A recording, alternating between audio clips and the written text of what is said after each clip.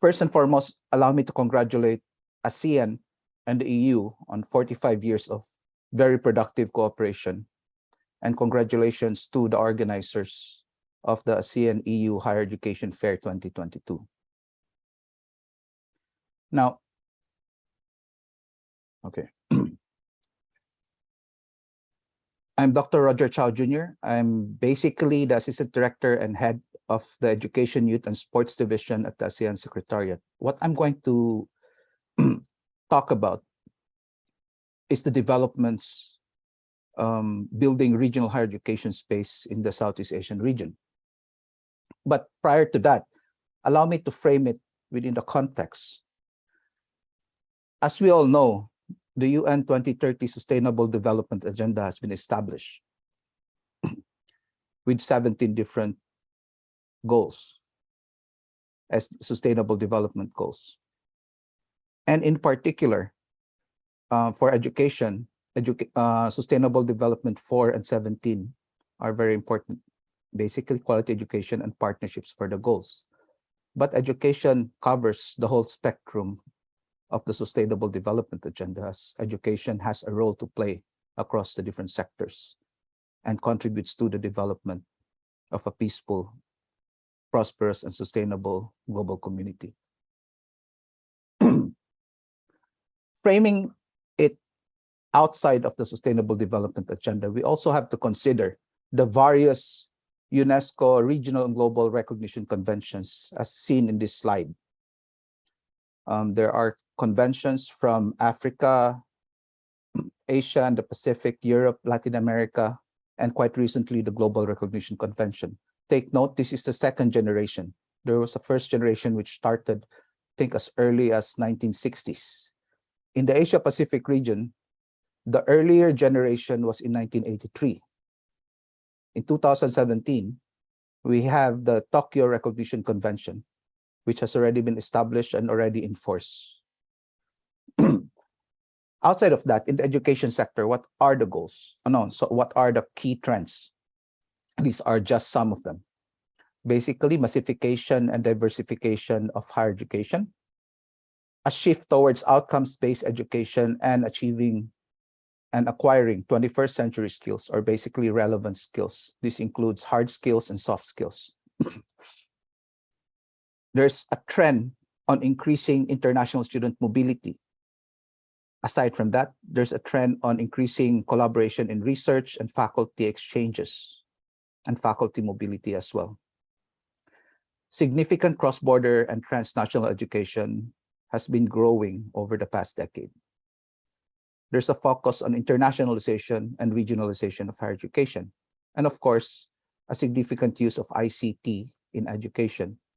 Take note, ICT not in education is not only in basic education, but also in higher education, especially seen over the past 2 years with the COVID pandemic. And there's a shift towards transforming education systems across the world. In fact, in New York, in September this year, the UN is hosting the Transforming Education Summit, which covers significant efforts on looking into how to transform education to make it sustainable, resilient, and contributing to the global sustainable development agenda. Now, let's go back to the region. The ASEAN region was established in 1967, initially with 5 countries. Over time, a lot of things has been happening. And across the 3 pillars of the ASEAN community, which are basically the ASEAN Economic Community, the ASEAN Political Security Community, and the ASEAN Sociocultural Community, there are different goals, blueprints, but overall, as of 2015, the ASEAN community was officially established. There was an ASEAN Community Vision 2025, which sets goals which are to be met. As of this year, initiatives has been ongoing to envision post-2025 ASEAN community. Overall, it looks into envisioning how to further consolidate the gains of regional integration in the Southeast Asian region. I'm not going to go in detail because we only have 30 minutes and we have to leave time for question and answers. But this PowerPoint shows you the various initiatives. Take note, these are not the only initiatives. This includes the mutual recognition agreements, the establishment of the ASEAN free trade area, and the ASEAN framework agreement on services. The ASEAN Community Vision 2025 looks into consolidating a rules-based, people-oriented, and people-centered community, which is peaceful, stable, and resilient, and contributes to the UN 2030 Sustainable Development Agenda. Essentially, the ASEAN community is not an island. It is located within the global community, and as such, it should complement and contribute to the global community. Now let's go into higher education. What has been happening? When we talk about regionalization of higher education in the Southeast Asian region, we look into service sector liberalization, and within it, it includes the ASEAN Framework Agreement on Services, which has been established in 1995 and basically informed by the World Trade Organization's General Agreement on Trade in Services. There were the various mutual recognition agreements on key professions, such as engineering, nursing, architecture, medicine, dentistry, accountancy, tourism professionals, and serving qualifications. There has also been a focus on higher education mobility and mutual recognition, including the focus on intra-ASEAN mobility and the establishment of an ASEAN higher education common space or area, which looks into harmonization of higher education in the region. There has been the development of various regional frameworks, including the ASEAN Qualifications Framework, the ASEAN Quality Assurance Framework for Higher Education, the Academic Credit Transfer Framework in Asia, ASEAN and ASEAN-linked mobility programs, and so much more.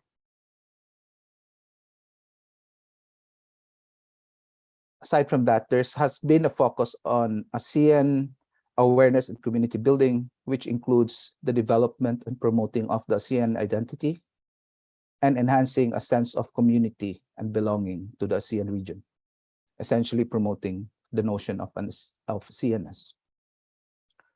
Why do we need to talk about mobility, mutual recognition, and ASEAN integration?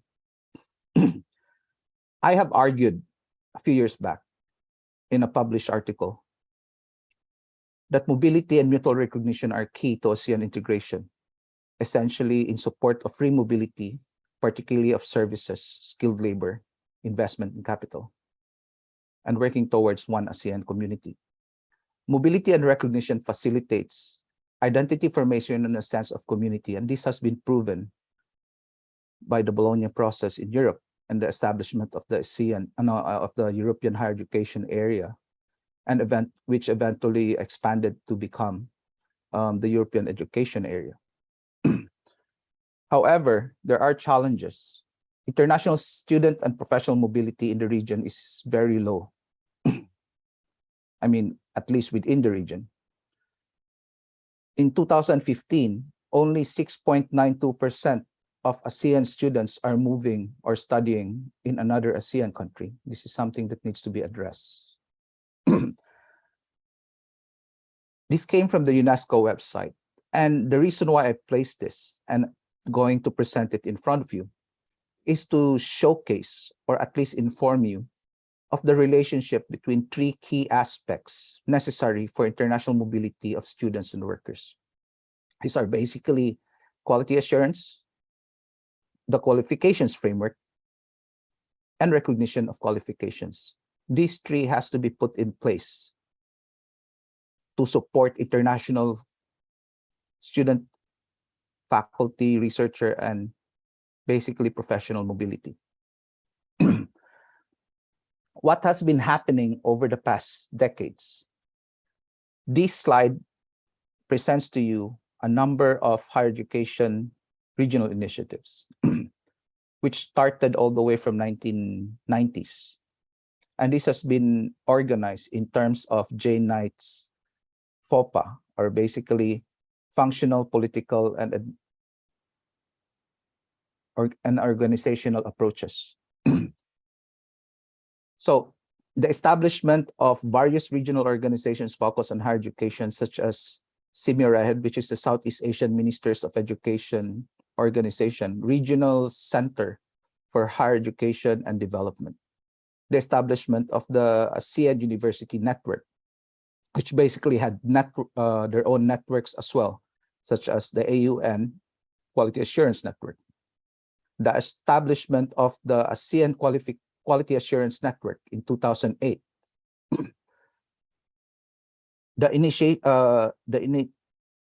establishment of the AIMS program under SIMIRAHED, which is ASEAN International Mobility for Students, and the various AUN scholarship has initiated intra-ASEAN mobility.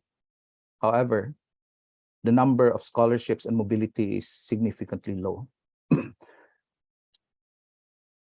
Outside of ASEAN initiatives, there were also initiatives such as Campus Asia, but this is initially mobility across and between three major dialogue partners of ASEAN, basically China, Korea, and Japan.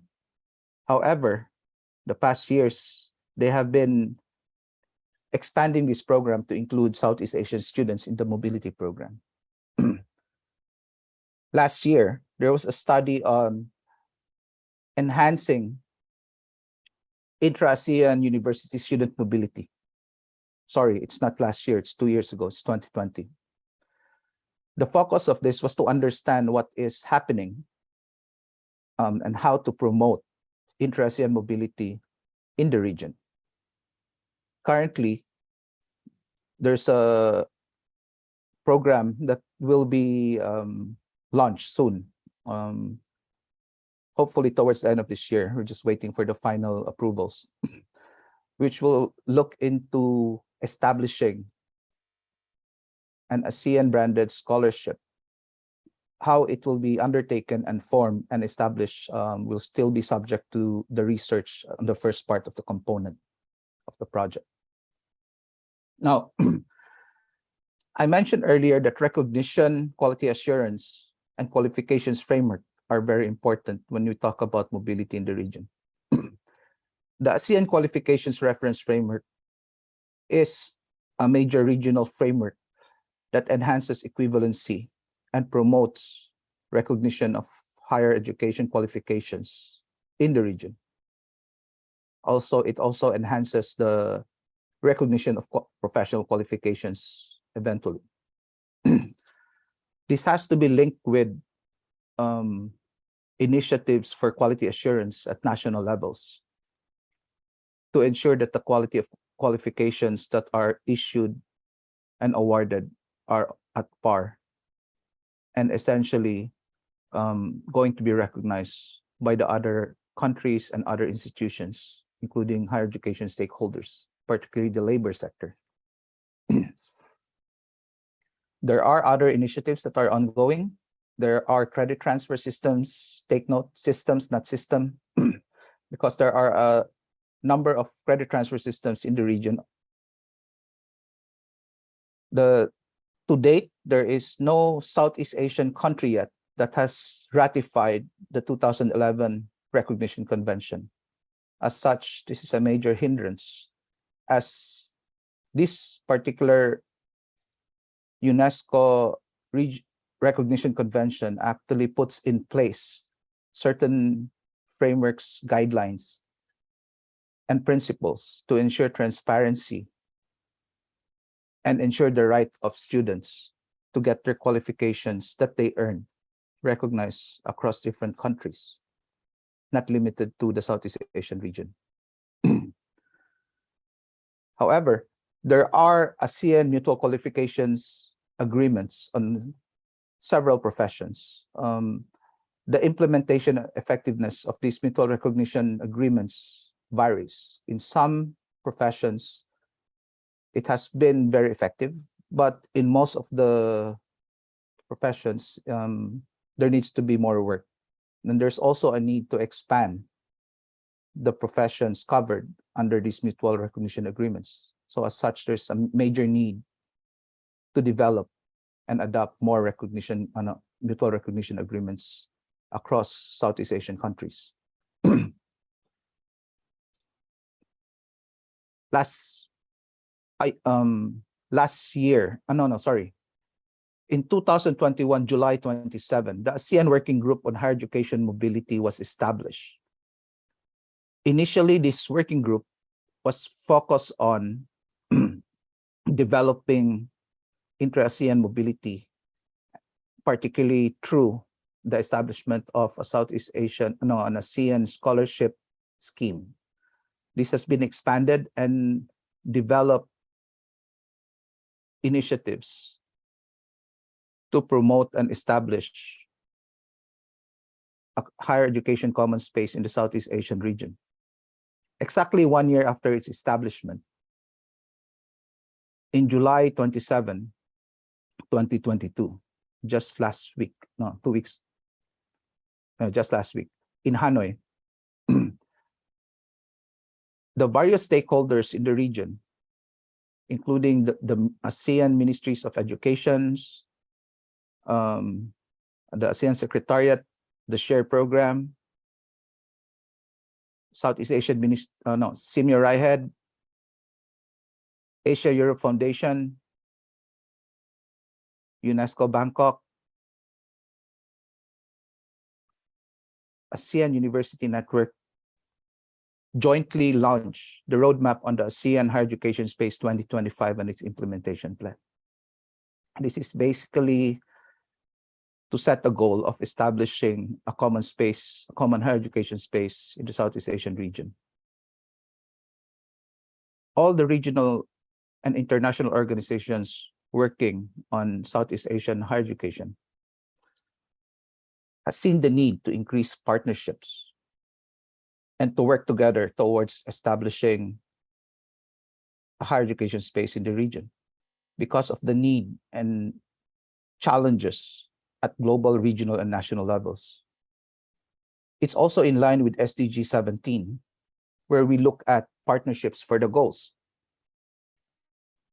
And in this particular case, quality education and lifelong learning for everyone. The roadmap actually is based on the rationale of various ASEAN documents, strategies, and directives, which includes the 2015 Kuala Lumpur Declaration on Higher Education, which acknowledges the role of higher education in establishing, supporting, and consolidating an ASEAN community. It recognizes that higher education has a significant role to play in sustainable development. This is also in line with the ASEAN Work Plan on Education 2021-2025, which further looks into harmonizing higher education in the region and ensuring that higher education contributes to the acquisition of skills and competencies in line with the times, particularly within the framework and context of the Fourth Industrial Revolution, the changing world of work, and the constant challenges brought about not only by the COVID-19 pandemic, but various disasters that may occur in the future. Essentially, it looks into enhancing resilience of education systems in the region. It also is in line with the ASEAN Comprehensive Recovery Framework and the Master Plan for ASEAN Connectivity. The main objective of this roadmap is to fully implement initiatives towards an ASEAN higher education space and the management of an ASEAN-branded scholarship by 2025. Take note, it says 2025 because we need to put a time limit. And the mandate of the ASEAN Working Group on Higher Education Mobility ends in 2025. It does not mean that the further development of a common higher education space in Southeast Asia will end in 2025. In fact, it has to go further and further consolidate and enhance the opportunities that a common higher education space in the region gives to everyone, not only in the region, but also across regions. Establishing a Southeast Asian higher education space also promotes interregional mobility, interregional collaboration. The establishment of the European higher education area shows just how much it contributes to increasing competencies, soft skills of the European students in particular, and how they can contribute back to European community building. Similarly, the establishment of a Southeast Asian higher education space in the region will promote a better understanding, awareness, and acceptance of the diversity of the region, of the various member states.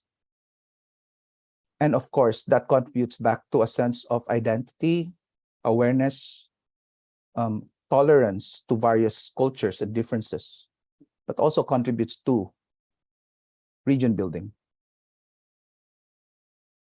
The key principles includes measurable, impactful, participatory, complementary, and pragmatic, equitable, diverse, and inclusive. The importance of inclusiveness and equity has been inculcated in this roadmap. The roadmap has basically 6 key areas. First, promoting the awareness and support towards the development of an ASEAN higher education space. Strengthen the awareness and implementation of regional quality assurance, ASEAN qualifications reference framework to ensure equivalency and support the recognition of qualifications, of higher education qualifications in the region. Promote and strengthen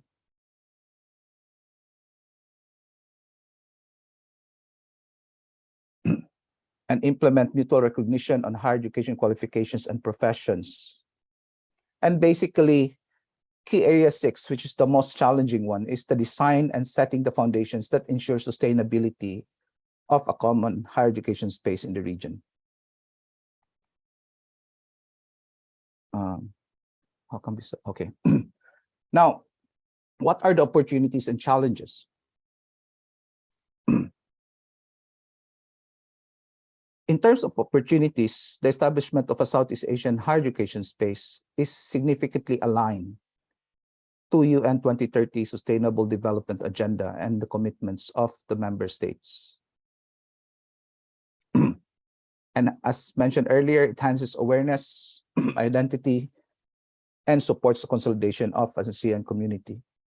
There's a focus on increasing access, equity, relevance, and quality of education. It also helps address the learning crisis and enhance the digital transformation of education systems, including higher education in the region. Lastly, it promotes mobility and recognition issues, including TVET, technical vocational education and training, and higher education. However, challenges include sustainable funding, ensuring that the partnerships continue to be strengthened. And how do we effectively operationalize the various regional frameworks and instruments that has been developed or will be developed over time? Enhanced mobility and recognition issues. Common space helps support mobility and recognition, but we also need to fast-track the ratification of the 2011 Tokyo Recognition Convention and the Global Recognition Convention. Last but not the least, how do we effectively enforce and implement digital transformation of education systems? A declaration on digital transformation of education systems in ASEAN is currently being finalized and expected to be adopted at the ASEAN Summit in November. However, how to operationalize it is a major issue that needs to be addressed. These are the opportunities and challenges as we move towards the establishment of a Southeast Asian higher education space. So with that, I end my presentation and thank you very much for your attention. I hope it was very informative. Now, at least I hope we have time for some question and answers.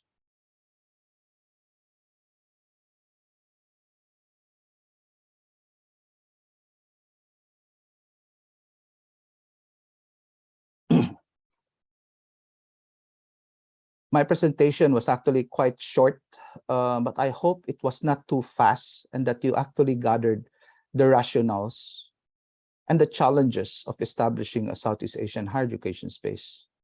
Take note, Southeast Asia is the only country outside of Europe that has embarked on this significant effort. And this is not just the effort from the ASEAN member states, but across all organizations and stakeholders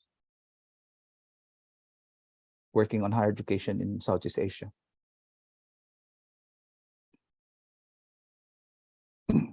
Is there any questions so far? Okay. We still have about 4 minutes, so I'll add a bit more. Since there are no questions, establishing networking across higher education institutions and organizing higher education fairs, particularly one which cuts across both the European region and the Southeast Asian region, is very important. It allows individual institutions to understand their colleagues from the other region, but it also promotes the opportunity for students who are planning to explore